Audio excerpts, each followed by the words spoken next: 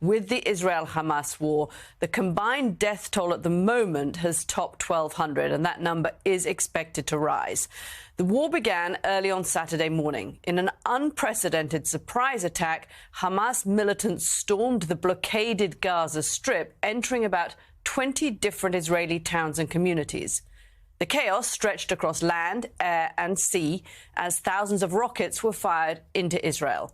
Militants were seen bulldozing through barricades between Gaza and Israel. One of the first targets was a music festival held in the desert just 3 miles from the border. More than 200 bodies have been recovered from that event alone. Other towns were then engulfed in smoke, flames and gunfire as militants went door to door attacking civilians. Officials say this was the deadliest assault Israel has seen in decades, and it came nearly 50 years to the day since Israel was caught off guard by invading forces from Egypt and Syria. On Saturday night, Prime Minister Benjamin Netanyahu officially declared war, saying Israel's military will use all of its strengths to destroy Hamas's capabilities. This morning, Israeli officials announced they have regained control of communities along the Gaza border, but officials stress the situation is fluid as clashes with the militants are ongoing. As of now, at least 700 people have been killed in Israel and about 2,100 are wounded, according to the Israeli Defense Forces. Palestinian authorities, meanwhile, say more than 400 people have been killed there in the counterattack and more than 2,000 have been injured. Senate Majority Leader Chuck Schumer confirmed last night that at least 4 Americans are among the dead, adding that that toll is expected to rise.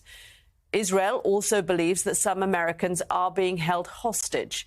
A senior Hamas official says the militant group is holding more than 100 people captive in Gaza. Among them are women, children, soldiers and other civilians. Joining us now from the Gaza border, NBC News chief foreign correspondent Richard Engel. Richard, thank you so much for joining us. All day, Israelis have been looking at images of people who have been killed and of people who are being held hostage very close to where you are, inside Gaza. What's the latest situation there? So we are just outside the town of Sderot. It is an Israeli community here, not far from the Gaza border, and there is an active fighting going on right now. If we listen here, you might be able to hear some explosions in the background. Hamas militants are firing right now rockets from Gaza at Sderot. We've seen some of them impact in the sky above us just a few moments ago as the Israeli Iron Dome system is knocking them down. Some of the rockets have, however, landed in Sderot, Ashkelon and Ashdod, and we are told that there are casualties. So the Israelis are bombing Gaza. As you said earlier, there are hundreds of Palestinians killed so far. That number, according to Palestinian health officials, is now around 500 in these reprisal operations since the Saturday assault, which was unprecedented here. We've seen rockets many times fired from Gaza, but we haven't seen hundreds of Hamas militants escaping from the Gaza Strip and going on a killing rampage inside Israel. A killing rampage that, for now, Israel says has more or less stopped. It believes that there are no active gunfights going on right now, so there are no places where Hamas is still in control. And that wasn't the case just yesterday. But the Israelis do not know if there are other Hamas militants still on the loose. They just say that this mop-up operation here in southern Israel is nearing a conclusion, that there are no active gunfights right now, but they're still hunting for potential Hamas militants. There is, of course, that ongoing hostage situation. That is a major complicating factor here, because in the past, when there have been conflicts between Israel and Hamas, Israel moves in quickly, launches devastating attacks against Hamas infrastructure in Gaza, but it is finding that very difficult this time because there are dozens of hostages, perhaps 100, perhaps more, inside Gaza, and Israeli officials expect that they're being used as human shields. As you mentioned, Israel is mobilizing for war.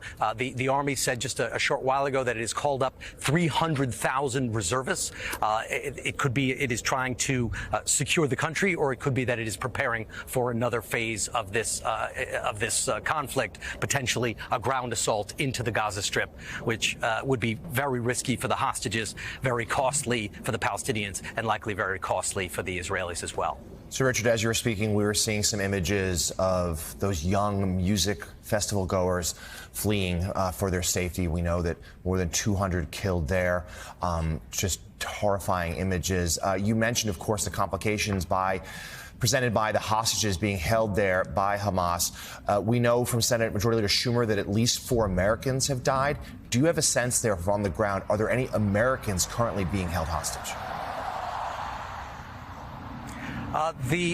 The breakup or the makeup of the hostages is for now a closely held secret. The number of the hostages, who they are, has not been released. The Israeli media are talking about 100, but really they're keeping it more generic, talking about dozens. But it would not be surprising. Israel and the United States are very close. There are many dual nationals here. I've been speaking to dual nationals this morning who lived in Sderot. So it's very possible, but I don't have that confirmed right now. All right. Well, we greatly appreciate your reporting. Stay safe there. We'll be checking with you later during the day. NBC News Chief Foreign Correspondent Richard Engel, thank you again.